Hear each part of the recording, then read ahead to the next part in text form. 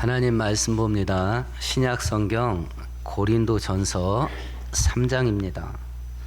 265페이지입니다. 고린도전서 3장 1절과 2절을 함께 같이 읽습니다. 형제들아, 내가 신령한 자들을 대함과 같이 너에게 말할 수 없어서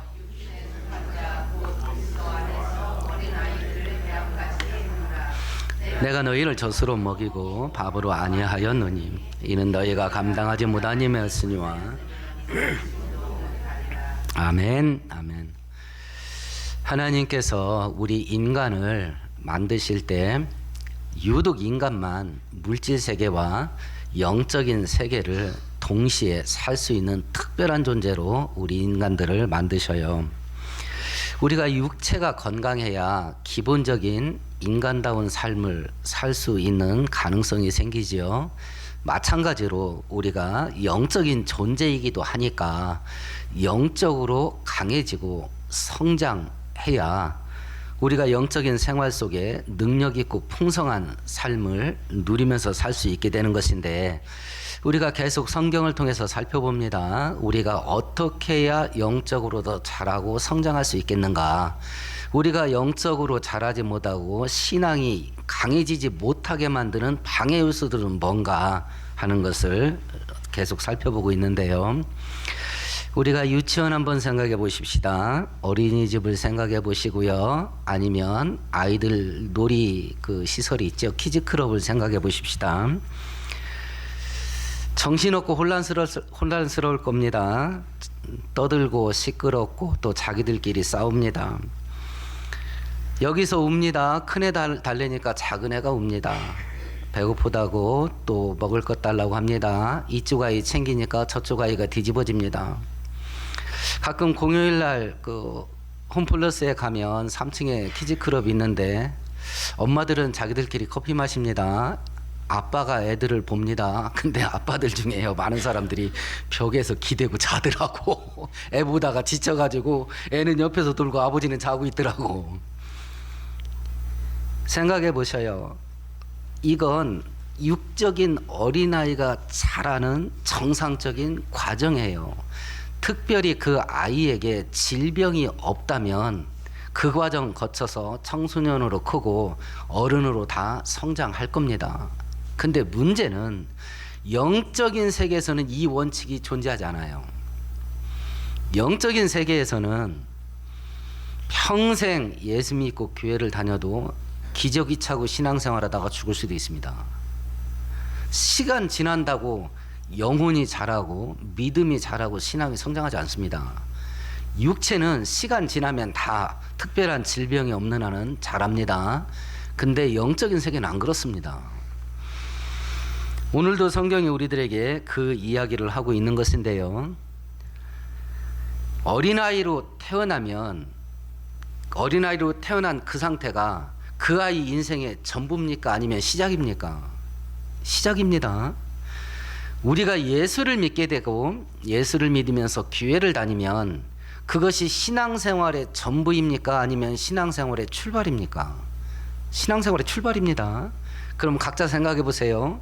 내가 지금 예수 믿고 교회 다니는 걸 신앙생활의 전부로 알고 있는지 아니면 신앙생활의 첫걸음으로 알고 있는지 본인을 생각해 보세요. 어떻게 알고 있는지. 지금 아이가 태어났습니다. 지금 그 상태가 그 아이의 인생이 전부가 아니에요. 지금 시작한 겁니다. 내가 예수를 믿고 교회를 다니고 있습니다. 그게 내 신앙생활의 전부입니까? 아닙니다. 신앙생활의 첫걸음입니다. 그러면 이 상황을 놓고 지금 내가 신앙생활하고 나의 영적인 상태하고 비춰보는 겁니다. 내가 지금 어떤 상태로 신앙생활을 하고 어떤 상태로 교회를 다니고 있는가. 지금 하고 있는 이것이 신앙생활의 전부인 것처럼 하고 사는가, 아니면 신앙생활의 첫걸음이다 라고 생각을 하는가 하는 부분입니다. 오늘 본문도 그것을 다시 한번 언급하고 있는데요. 우리가 왜 영적으로 자라지 못하는가? 그러면 그것을 극복하고 영적으로 자라고 신앙이 강해지려면 어떻게 해야 되는가 하는 것을 우리들에게 교훈해주고 있는데, 오늘 성경을 살펴볼 때 우리가 신앙생활의 어린아이 상태를 탈피해서 믿음의 장성한 분량까지 자라는 우리 모두 되기를 축원드리겠습니다. 우리가 신앙이 자라지 못하는 첫 번째 이유가 뭔지를 보십시다. 오늘 본문 2절을 같이 읽어봅시다. 내가 너희를 젖으로 먹이고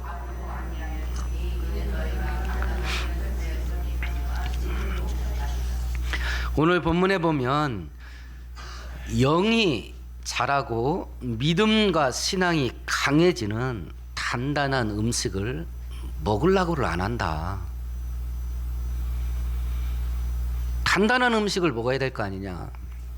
금식 해보면 압니다. 이게 뭔 소리인지.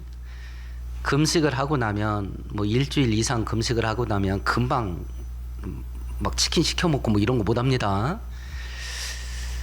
죽을 먹어야 됩니다. 배고프니까 막 죽도 막 많이 먹습니다. 배는 부릅니다. 그런데 근육에 힘이 안 붙어요. 배는 불러요. 죽을 많이 먹으면. 근데 힘을 못 쓰겠어. 근육에 힘이 안 가요. 죽을 먹으면. 근데 밥 한 공기 딱 먹잖아요. 눈에요 빛이 탁 들어옵니다.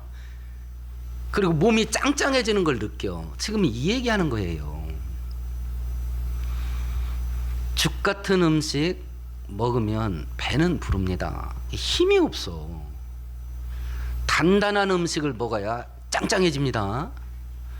그런데 단단한 음식을 먹으려고를 안 한대.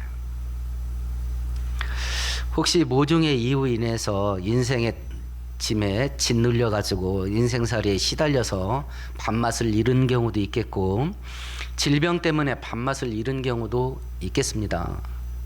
입맛이 없어. 그러면 산의 진미를 깔아놔도 음식이 땡기질 않아. 음식이 땡기질 않아요. 영적인 음식에 입맛이 돌아야지. 그래야 먹을 거 아니야. 입맛이 안 땡겨. 그래서 못 자란다는 거예요. 어떻게 하면 내 믿음이 강해지게 만들까? 어떻게 하면 내 신앙이 깊어지고, 어떻게 하면 내가 영적으로도 성숙한 인간이 될 수 있을까? 이런 생각들을 하면 막 군침이 다져집니까? 입맛이 돌아요? 그렇게 되는 일이라면 내가 눈에 불을 켜고 달라든다. 입맛이 돕니까? 입맛이 안 돌죠. 그런 쪽에는 입맛이 안 돕니다. 어떻게 해야 돈을 빨리 굴릴 수 있겠는가? 막 침이 막 줄줄 흐릅니다. 어떻게 하면 재밌을 수 있을까? 그러면 막 뒤집어집니다. 입맛이 안 땡긴대요. 우리가 믿음이 자라고 영적으로 자라는 일에 대해서 입맛이 안 땡긴대. 그러니까 그렇게 만드는 음식을 먹으려고를 안 해. 그래서 안 자란답니다.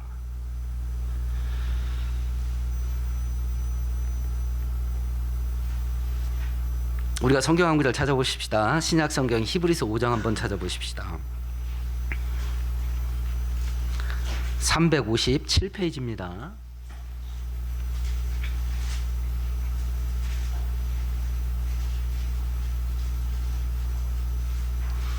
히브리서 5장 12절만 같이 읽어볼까요? 때가 오래되었으므로 너희가 마땅히 선생이 되었을 터인데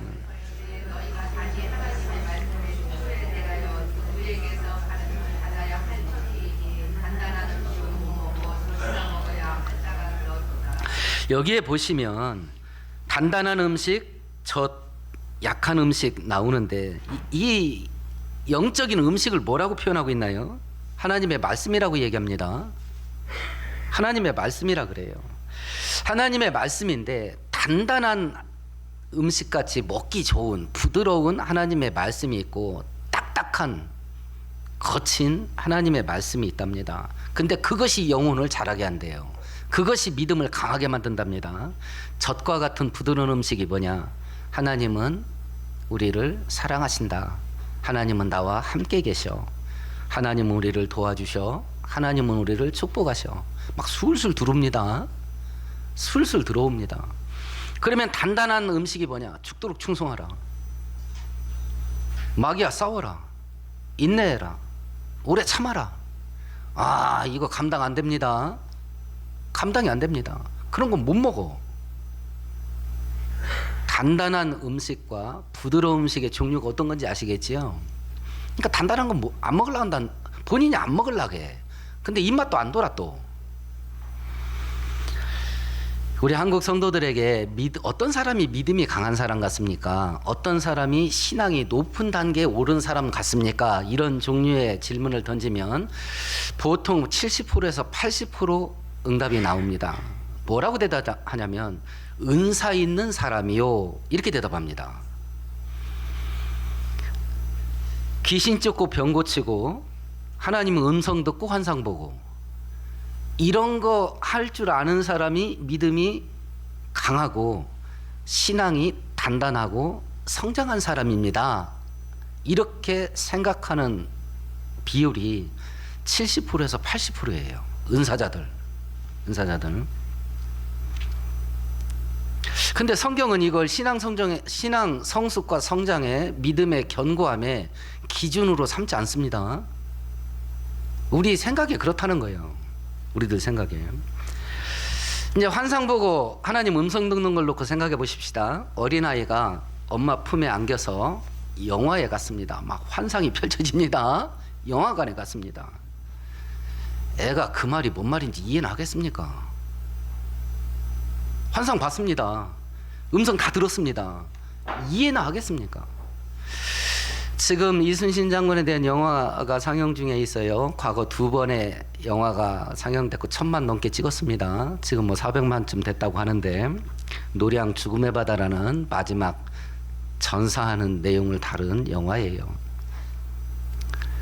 자, 나라와 백성들을 위해서 목숨 바쳐 자기 인생을 헌신하는 애국자들을 본받자. 이게 그 내용의 주제라고 하십시다. 어린아이가 엄마 품에 안겨서 그걸 봤습니다. 나라와 백성을 위해서 죽자는 말을 애가 이해나 하겠습니까? 그걸 감당이나 하겠습니까? 보고 듣는 건 이건 아무것도 아닌 거예요. 우리가 발람 선지자 이야기를 알잖아요. 하나님이 이스라엘 백성들을 광야로 이끌어냈습니다. 이제 가나안 땅 들어가려고 합니다. 이제 발락 임금이 이스라엘 백성들이 두려우니까 발람 선지자를 데려다가 이스라엘 백성들을 신의 이름으로 저주를 시키려고 합니다. 하나님이 뭘 하겠습니까? 발람 선지자한테 가지 말라 그랬잖아요. 음성 들었습니다. 그래도 가잖아. 하나님 음성 듣고 그래도 가잖아요. 가지 말라는 하나님의 음성을 듣고 그래도 갑니다. 그 음성 들은 게 뭔데요? 그거 갯불 아무것도 아니라. 아무것도 아니잖아요. 하나님의 음성을 듣고 그 말에 순종할 능력이 없어. 음성을 듣고도. 지금 소위 은사사역자라는 사람, 환상 보고 음성 듣는 사람 중에 그 자기가 본 거 감당할 수 있는 사람 몇이나 되겠어요? 진짜 봤냐 들었냐 하는 것도 점검해야 되지만 진짜 성령께서 보여줬다고 하십시다. 그거 감당할 사람이 몇이나 되겠어요? 보고 땡이라니까? 듣고 땡이야. 근데 막 보고 듣는다고 사람들은 뭐 환장하고 달라들어. 따라가고. 그건 진짜 아무것도 아닙니다. 어린아이가 엄마 품에 앉아서 애국자가 나라 위해서 죽는 그런 영화를 보았을 때 우리가 우리 신앙의 그 믿음의 선진들의 본을 받고 십자가 위해서 죽자. 이 말을 감당이나 하겠습니까? 어린아이가. 이해나 하겠냐고. 이해나. 그것이 신앙의 성장과 성숙의 기준이 아닙니다. 성경은 뭐라고 말하냐면 하나님 말씀대로 따라가냐 안 하냐 그거에 있다는 거예요. 그거에. 우리가 사도 바울에 대해서 잘 알고 있습니다. 성경 구절 찾아보십시다. 고린도전서 13장 한 구절 찾아보십시다. 279페이지입니다.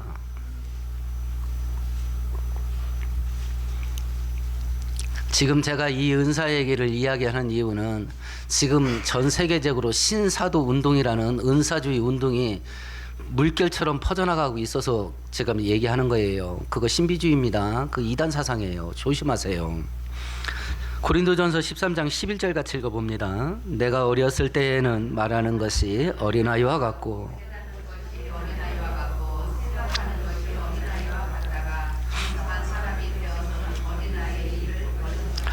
고린도전서 12장과 13장 그리고 로마서 12장은 은사에 관련된 교훈을 주는 본문입니다. 그래서 별명이 은사장이라고 붙어져 있는 것인데요. 지금 바울 사도가 고린도 교회를 꾸짖는 겁니다. 은사가 막 엄청나게 다양하게 나타났어요. 근데 고린도 교인들이 그 은사를 가지고 어떤 짓을 했냐면 서로 싸웠습니다. 네 깨지 오니 내 깨지 오니, 네 것이 수준이 높냐 내 것이 수준이 높냐, 이거 가지고 싸웠습니다. 그래서 얘기를 한 거예요. 야, 은사 갖고 그런 짓거리 하는 것은 그 미성숙해서 그렇다. 애들 장난감이다 그거 갖고 노냐, 그거 갖고 쌈질을 하고. 제가 이걸 실제로 겪었잖아요.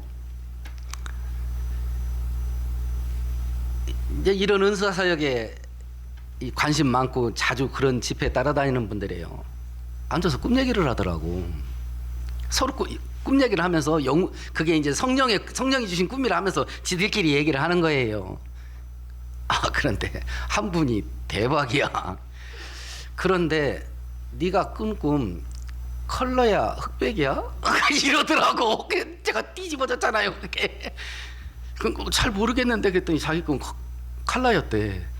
그러면 어디가 수준이 높은 거야? 저건 흑백인지 컬러인지도 몰라. 근데 나는 분명히 봤어, 컬러야. 한 단계 더, 한술 더 뜨는 고수가 나왔더라고. 그거 사진이야 영화야? 이러는 거야.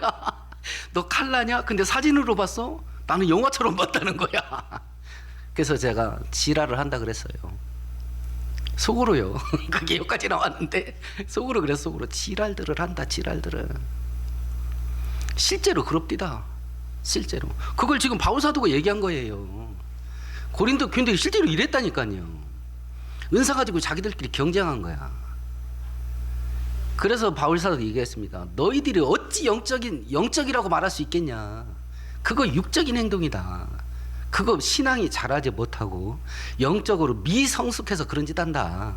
이렇게 책망했던 겁니다. 그러면 우리가 영을 자라게 하고 견고하게 하는 것이 무엇이냐. 제가 이렇다고 해서 은사를 소유하거나 기적을 경험하고 신비 체험을 하는 것을 무시하는 거 아닙니다. 그런 경험 하게 달라고 기도 많이 하세요. 그리고 사모하시고요. 그리고 체험하고 경험하세요.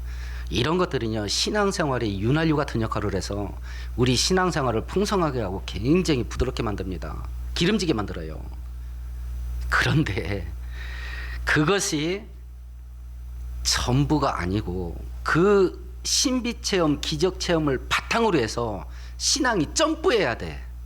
믿음이 견고해지는 데까지 나가야 돼. 근데 그거에만 머물러 있으면 신비주의 함정에 빠질 위험성이 굉장히 높습니다. 지금 벌써 한국교회에 그런 물결이 흘러가고 있고요. 그런 물결이.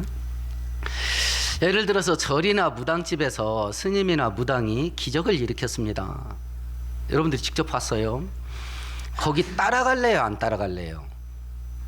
우리가 진짜 예수 믿는다면 안 따라갈 겁니다. 딱 봐도 절에서 벌어진 일이잖아. 무당집에서 벌어진 일이잖아요. 그럼 악령이 역사한다는 거 딱 알잖아요. 그런데 교회라는 건물 속에서 목사라는 감투를 쓰고 있는 사람이 기적을 일으키면 어떻게 하실래요? 이건 성령 역사 아니요. 그러니까 따라갈 거 아니겠습니까? 마태복음 7장 22절에 이런 구절이 있습니다. 그날에 많은 사람이 나더러 이르되 주여 주여 우리가 주의 이름으로 선지자 노릇을 하며 주의 이름으로 귀신을 쫓아내며 주의 이름으로 많은 권능을 행하지 아니하였나이까 하리니 그때 내가 그들에게 밝히 말하되 내가 너희를 도무지 알지 못하니 불법을 행하는 자들아 나에게서 떠나갈지어다. 그러면 하나님 선지자라고 이 얘기를 하면서 귀신도 들고 병도 고치고 많은 능력을 행했다는데 이 사람들이 어디에서 그런 일을 했을 것 같아요? 교회 안에서 한 거 아니에요. 그래서 요한일서 4장에서는 세상에 악한 영들이 많이 거짓 선지자가 많이 들어왔으니 이것이 악한 영으로 인한 역사인지 성령으로 인한 역사인지 분별해라. 근데 어린아이는 이걸 분별할 수가 없어. 이걸 분별하는 기준이 뭐냐? 이게 진짜냐 가짜냐? 이 기준이 뭐냐? 하나님이 진짜와 가짜를 구분하는 매뉴얼을 줬잖아요. 그게 뭐예요? 그게 성경밖에 더 있어요. 그게 교회를 오래 다니면 자연히 영적으로 성장하고 자라냐? 아닙니다.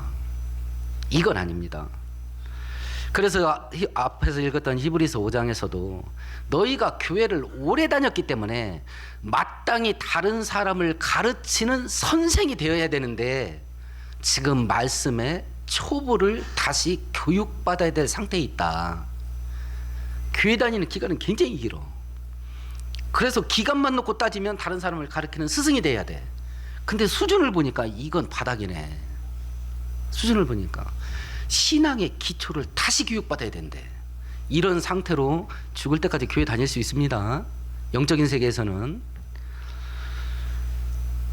우리가 영적으로 왜 자라지 못하는가? 깊이 있는 신앙생활을 본인이 추구하지를 않아요. 자기 영이 자라고 믿음이 강해지는 단단한 음식을 먹어야 되는데 거기에 입맛이 안 돌아. 입맛이 안 돌아. 성경은 우리들에게 뭐라고 말하냐면 단단한 음식을 먹어라 그래요. 네가 먹어라. 네가. 우리가 어린아이에 있을 때 젖을 먹여줘야 먹습니다. 병들었을 때 죽을 먹여줘야 먹을 수 있습니다. 근데 회복되면요, 자라고 나면요, 자기가 먹어야지. 자기가. 근데 마귀와 세상은요, 성도들이 단단한 음식, 단단한 성경 말씀을 먹을 수가 없게 만듭니다. 어제 신문을 보니까 여러분도 동영상 스마트폰 통해서 쇼츠 영상이라고 하는 것들을 보시나요? 짧게는 대략 30초짜리, 길어야 1분을 넘기지 않는 짧은 동영상입니다. 근데 굉장히 자극적이고 재밌을 겁니다. 많은 사람들이 그 30초짜리를 이렇게 보는데 이렇게 보니까 벌써 2-3시간 지났대. 이런 경험 본인들도 하고 있을 겁니다. 30초짜리 이렇게 보다 보니까 3시간 지났어. 2시간 지났고. 근데 무서운 괴리 현상이 일어나요. 그 시간에 어떤 현상이 일어나냐? 뇌가 마비됩니다. 뇌가 중독이 돼요. 그래서 어떤 일을 못하게 하냐면 깊이 있는 생각을 할 수가 없게 돼요. 뇌가 맨날 막 20초짜리 30초짜리 막 몇 시간씩 보게 되면 뇌가 멈춰버린답니다. 깊이 있는 생각을 못하게 돼요. 특별히 어떤 걸 못하는지 아십니까? 책을 못 읽는데. 뇌 자체가 책을 읽을 수가 없는 뇌가 돼버린대요. 4차 혁명, 인공지능 발달하면서 이것이 우리 신앙에 얼마나 치명타를 가하는지 아시겠죠? 여러분 스스로도 걸렸을 수도 있어요. 성경을 읽을 수가 없어. 우리 아이들은 벌써 뇌가 멈췄어요. 성경을 읽을 수가 없어요. 마귀와 세상은 과학과 기술을 이용해서요, 사람들의 뇌를 조작합니다. 성경은 너의 지성을 사용해서 나의 선물이다. 그건 누구한테도 주지 않았다. 어떤 창조물한테도 주지 않고 사람에게만 하나님의 모양과 형상을 심어주면서 지정의라는 기능을 줬어요. 근데 마귀와 세상은요, 기술을 이용하고 과학을 이용해서 그걸 멈춰버렸어요. 뇌가 썩었어. 자, 그러면 이런 구조 속에서 우리가 어떻게 신앙의 견고함을 추구할 수 있겠나? 뇌리 속에 성경을 읽어야겠다는 생각 자체가 사라져버렸어. 이런 시대에 우리가 신앙생활을 한다고요. 제가 이런 종류의 이야기들을, 제가 이 4차 혁명이 우리 신앙생활에 이렇게 치명적인 독소를 주는구나 하는 거에 관심이 있어서 뇌과학 쪽이나 인공지능 쪽의 책들을 자주 봐요. 그리고 자주 얘기하잖아요. 자, 그러면 본인들 생각해 보세요. 심각하게 생각하셔서 스마트폰 보는 시간 절제하는 분 계세요? 그렇게 생활과 행동을 바꿔보시는 분 계세요? 야, 나는 뭐 다 컸으니까 그렇다고 치고 내 자식은 이렇게 만들면 안 되겠다 해서 하루에 2시간 이상 스마트폰 만지게 하면 안 됩니다. 2시간 이상 만지면 뇌 뇌기능이 저하된대. 그러면 요즘 아이들한테 스마트폰을 2시간만 쓰게 하려면 어떤 일을 해야 될 것 같아요? 날마다 전쟁해야 돼. 집안에서. 그거 하시나요? 안 할 겁니다. 어떻게든지 책을 읽히고 어떻게든지 성경을 읽히려면 애들하고 전쟁해야 될 겁니다. 그거 하시나요? 안 할 겁니다. 그럼 이걸로 끝이야. 이게 현대 기독교예요. 이게 우리도 말렸고 우리 자식들은 100% 함정에 빠졌고. 그럼 어떻게 해야 될 거냐 이거. 이게 이런 식으로 하나님을 믿는다고 교회 다니는 게 신앙생활의 전부인가? 상황이 이런 상황인데 이렇게 교회 다니는 게 신앙생활의 전부라고 하면서 교회를 다닐 수 있겠는가?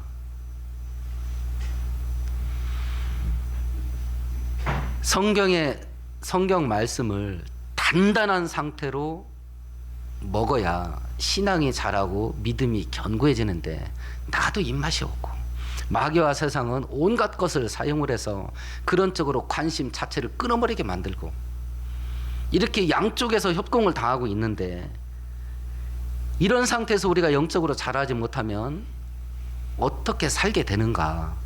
어린아이가. 성경 한 구절 찾아보십시다. 신약 성경 275페이지입니다. 고린도전서 10장입니다.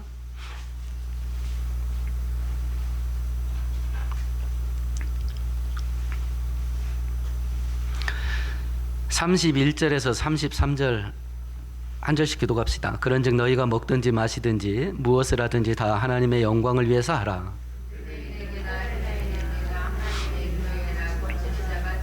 함께합니다. 나와 같이 모든 일에 모든 사람을 기쁘게 하여 자신의 유익을 구하지 아니하고. 성도들의 생활의 우선순위를 이야기한 겁니다. 내가 생활을 하면서 가장 먼저 관심 쓰고 그것 먼저 신경 써야 될 거, 이게 뭐냐? 어떤 생각을 하거나 어떤 가치 판단을 하거나 아니면 행동을 하거나 무엇을 중요한 것으로 삼고 행동을 해야 될 거냐, 이 원리를 말한 겁니다. 31절은 제일 먼저 뭐부터 생각을 해요? 하나님의 영광을 위해서 생각하는 겁니다. 내가 이걸 했을 때, 이 말을 했을 때, 이 행동을 했을 때 하나님이 욕을 먹을 거냐, 하나님이 칭찬을 들을 거냐, 이걸 생각을 합니다. 두 번째 32절은 뭘 생각을 하라고 그러죠? 교회입니다. 내가 이 말을 하고 이 행동을 했을 때 교회가 욕을 먹게 될 거냐, 아니면 교회가 칭찬을 받게 될 거냐. 33절은요, 다른 사람 유익을 찾으랍니다. 내가 이 말을 하고 이 행동을 했을 때 다른 사람에게 해를 끼치게 될 거냐, 다른 사람에게 유익을 줄 거냐. 1번은 하나님입니다. 2번은 교회입니다. 3번은 다른 사람입니다. 네 자신에 대해서는 언급이 있어요, 없어요? 없습니다. 네 것 챙겨라는 말이 없어요. 성경은. 진짜 성도는 무언가 행동을 하고 어떤 말을 할 때, 야, 이게 하나님께 영광이 될 거냐, 하나님이 욕을 먹게 될 거냐, 이게 교회에 유익이 될 거냐, 교회에 해가 될 거냐, 다른 사람에게 유익이 될 거냐, 다른 사람에게 불편을 줄 거냐, 이걸 생각하고 말하고 행동해라. 이게 성도의 생활의 우선순위예요. 너 자신은 생각도 말아라. 너 자신은. 이걸 현대 기독교인들이 감당하겠습니까? 잘하지 못한 사람들은 이걸 할 수가 없어요. 성장하지 못한 사람의 첫 번째 특징이 뭐예요? 어린아이의 첫 번째 특징, 자기만 알잖아. 자기만. 자기 뜻만 받아달라 하잖아요. 그러니까 부모가 지금 얼마나 바쁜지 생각도 안 해. 지 배고프면 막 뒤집어져. 자기만 알잖아요. 자기 뜻만 받아달라 하잖아요. 요즘 아이들 하는 거 보세요. 주차장에서 그 소화기 뿌리고 돌아다니는 뉴스 보셨죠? 애들 잡고 보니까 13살이래. 그 불 끄는 소화기 지하 주차장에서 그거 막 분사되잖아요. 막 온 차에다 뿌리고 돌아다니더라고. 4명이서. 세차비가 들어가는데 간단하게 피해 입은 건 5만 원. 피해가 심한 건 수십만 원 던데, 세차비만. 근데 30대 피해 봤대. 그거 누가 물어줘야 돼? 지 부모가 알게 될 거 아니야. 경북은 단빠르게 스프레이 뿌리는 애들이 있죠. 2명. 10대 아이들이잖아요. 그거 낙사하고서 10만 원 받았대. 그거 지우는 비용 얼마 들었는지 아시잖아요. 1억 들었대. 그 부모한테 청구한다 하잖아. 부모한테. 지금 아이들한테 옳고 그른 걸 가르치지 않았기 때문에 아이들의 성향이요, 지 하고 싶은 대로 합니다. 지 하고 싶은 대로. 근데 교회 와서 이렇게 안 할 거냐? 아니, 배운 게 쌈질인데 교회 와서는 뭐 다르게 행동할 능력이 있까디요? 교회 와서도 똑같이 하잖아. 자기 하고 싶은 대로 합니다. 하나님 보일 것 같습니까? 하나님 안 보입니다. 현대 기독교인, 세속화된 기독교인은 하나님이 내 인생을 복되게 하는 선에서 하나님 따라갑니다. 그 하나님이 내가 원하는 걸 못하게 가로막는다. 그 하나님 내 인생이 필요 없어요. 내 인생이 필요 없습니다. 오로지 자기가 중심이에요. 잘하지 못한 사람은. 두 번째 특징이 뭐냐면 마태복음 7장에 보면 네가 비판을 받지 않거든. 너도 다른 사람 비판하지 마라. 어찌하여 형제 눈 속에 있는 대들보는 보고, 티끌은 보고 네 눈 속에 박혀 있는 대들보를 못 보냐, 이렇게 말합니다. 자, 서로 자기 하고 싶은 걸 하려고 합니다. 근데 이 두 개가 충돌해. 그럼 누가 양보할 거야? 누가 하가디? 잘하지 못한 사람은 양보할 수가 없어요. 그럼 어떤 일이 벌어지냐? 전투가 벌어지잖아요. 그럼 싸울 수밖에 없죠. 전부 다 자기 뜻만 받아달래. 자기중심적이야. 근데 사람들이 여러 모이면 이게 충돌하잖아. 누가 양보를 하나? 그러니까 싸우는 거야. 교회 안에 전쟁이 없는 교회가 드물어요. 그래서 우리 목사님들끼리 모여서 식사하다가 뭐 이렇게 성도들 간에 갈등 있는 얘기를 하다가 한 교회 목사님이, 선배 목사님이 자기네 교회는 성도들이 부활절 계란 삶으면 그렇게 싸운대. 그것도 해마다 싸운대, 해마다. 그래서 제가 옆에 있다가, 아니 목사님, 아니 계란 삶다가 싸울 일이 뭐가 있대요? 근데 제가 물어봤어요. 그랬더니 잘못 삶으면 이렇게 깨져서 금가잖아요. 금가게 삶았다고 쌈질하고, 잘 안 까지기도 하잖아요. 또 안 까지게 삶았다고 또 쌈질하고 이렇게 싸운대. 그 얘기를 하면서, 근데 지금은 안 싸워. 그래서 어떻게 해요? 그랬더니 맥반석 기계를 샀다네. 그래서 지금은 안 삶고 굽는데 그거 산 뒤로는 안 싸운대. 그래서 제가 대박입니다. 맥반석 기계가 예수님보다 전능하네요. 예수님도 못 말린 게 그 교회 싸우는 거야. 근데 맥반석 기계는 그냥 딱 통일시켰다니까. 싸움이 끝나게 했어. 그럼 예수님보다 전능하지. 이런 식이야. 유치원에서 아이들이 싸우는 싸움의 내용, 그게요, 교회 안에서 성인들이 그대로 재현합니다. 추잡해 죽겠어. 어른들이 그 짓을 하고 있다니까, 교회에서. 어른들이. 왜 그러냐? 잘하지 못해서 그래. 성도의 생활의 우선순위 1번 하나님, 2번 교회, 3번 다른 사람인데 이걸 할 능력이 있나? 이걸 할 능력이 잘하지 못했으니. 세 번째 특징이 무엇이냐면 성경 구절 찾아봅니다. 신약성경 314페이지입니다.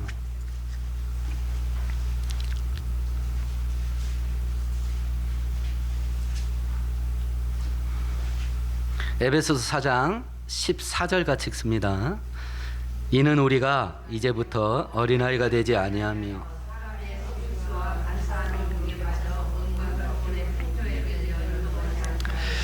13절에 우리가 예수 그리스도의 장성한 분량까지 자라가야 된다. 이유가 뭐냐? 그 14절이에요.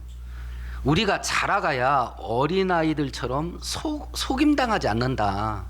유혹당하지 않고 미혹당하지 않는다. 애들은 속아 넘어간다. 유혹당한다. 애들은.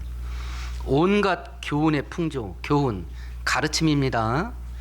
수학, 과학, 기술, 문학 전부 다 교훈에 속합니다. 종교뿐만이 아닙니다. 풍조가 뭐냐면 물결이야, 물결. 이게 온갖 교훈의 풍조야. 꼭 종교적인 측면에서 우리가 유혹당하고 미혹당하는 거 아닙니다. 과학을 연구했습니다. 세계 최고의 과학자가 됐습니다. 내가 물리학을 배우다 보니 이 지구는 하나님이 창조한 게 아니라 진화된 거다. 이렇게 말합니다. 멸망케 하는 교훈의 풍조입니다. 하나님의 존재가 과학과 기술로 증명되지 아니하니 하나님은 없다. 온갖 교훈의 풍조입니다. 우리는 유혹당한다, 미혹당한다 하면 꼭 종교적인 이단 이런 쪽만 생각하는데 그렇지 않습니다. 모든 분야입니다. 과학, 기술, 학문, 철학, 사상, 문학 모든 분야예요. 그 모든 분야의 전문가 지식인 학자라는 사람들이 어떤 이야기를 하는데 반성경적이야. 심지어는 하나님 앞에서 죄 짓는 거야. 교훈의 풍조예요. 근데 잘 따라가. 왜 그러냐? 그걸 분별할 능력이 없어. 그러니까 속임당해. 시골길에 소가 달구지를 몰고 갑니다. 커브길을 딱 돌아갑니다. 맞은편에서 대형 트럭이 오는 걸 못 보고 탁 부딪혔습니다. 어떤 게 넘어갈까요? 트럭이 넘어갑니까? 소가 넘어갑니까? 소가 넘어가지. 그럼 소가 넘어갔잖아 다. 소가 넘어간다니까. 강호동이 유괴당하겠습니까? 이만기가 유괴당하겠습니까? 누가 유괴당합니까? 어린아이와 약한 여자들이 유괴당합니다. 영적으로도 똑같습니다. 영적으로 자라지 못한 어린아이는 유괴당합니다. 마귀에게. 지금 그 얘기합니다. 자라가야 된다. 왜 그러냐? 그래야 유괴 안 당한다. 어린아이가 되면 유괴당한다. 미혹당한다. 성도가 견고하게 자라지 못하면 하나님께 근심덩어리입니다. 하나님께 근심덩어리입니다. 성도가 신앙이 자라지 못하면 교회의 불행입니다. 교회의 불행입니다. 그러나 정말 비극은 본인에게 비극입니다. 본인에게.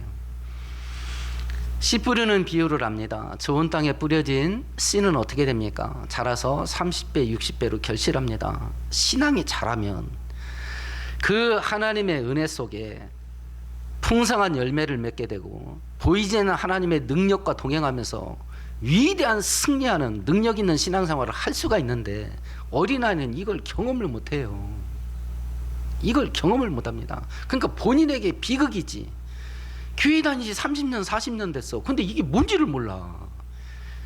이걸 경험을 해야 야 하나님 믿고 산다는 게 이렇게 즐겁고 행복한 일이구나. 이걸 불신자들에게 말해줄 거 아니야 이걸. 근데 그게 뭔지를 알아야지. 신앙이 자라지 못하면 본인에게 비극이에요. 본인에게. 온전한 믿음의 세계에 들어가면 크고 위대한 역사들이 있어요. 그리고 그것은 현실을 지배합니다.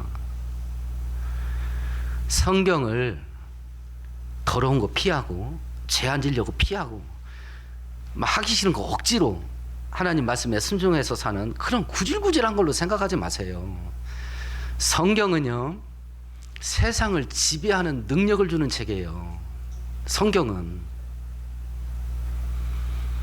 내가 가난하게 산다고 하십시다. 돈이 신이 된 이 시대 속에 성경은 돈이 없지만 돈을 신으로 섬기는 함정에 빠지지 않는 능력을 줘요. 돈을 지배하게 한다니까요.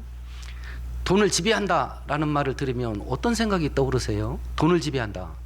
그냥 막 쓸어 모으는 게 떠오르세요? 돈의 영향을 받지 않는 걸 돈을 지배하는 거예요. 내가 돈이 없이 가난하게 살아요. 근데 내 마음은 하나님이 얼마든지 나 부자 만들어 줄 수 있다. 그런데 서로 돈을 안 줄 수도 있는데 그럼 돈이 없는 대로 산다. 이게 돈을 지배하는 거예요. 내가 돈의 지배를 안 당하는 거야. 세상을 지배하는 방식이 성경에 있어요. 세상을 지배하는 방식. 세상이 흘러가는 물결들은 안 따라간다. 이게 세상을 지배하는 거예요. 그 방식이 쓰여 있다고요. 이건 신앙이 자라고 믿음이 자란 성도들만 경험하는 거예요. 그리고 그렇게 우리의 신앙을 자라게 만들어주는 것은 하나님의 말씀을 그대로 받아들이는 거예요. 그리고 그 말씀대로 살아보는 거예요. 그대로 된다. 이 경험을 계속 축적해 나가는 거예요. 이 경험을. 그것이 서로 내가 그렇게 재밌어하고 즐거워하는 세상적인 취미생활, 재미, 심지어는 불법, 탈법, 그걸 통해서 엄청난 돈을 벌어들이는 일, 이런 것일 수도 있어요. 근데 그걸 잘라내야 돼. 아낌없이 대가를 지불해버리는 거예요. 잘라내버리는 거예요. 막 고통이 동반합니다. 떼돈이 날아갑니다. 재밌는 것이 날아갑니다. 대가를 지불해버리는 거야.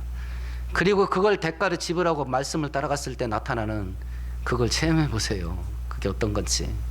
세상을 향해서 승리하는 성도가 될 것이고, 이런 성도는 히브리서 11장에 세상이 감당하지 못하였더라, 이런 일들을 우리가 만들어낼 수 있을 겁니다. 오늘 말씀 생각하시면서 함께 통성으로 기도하십시다.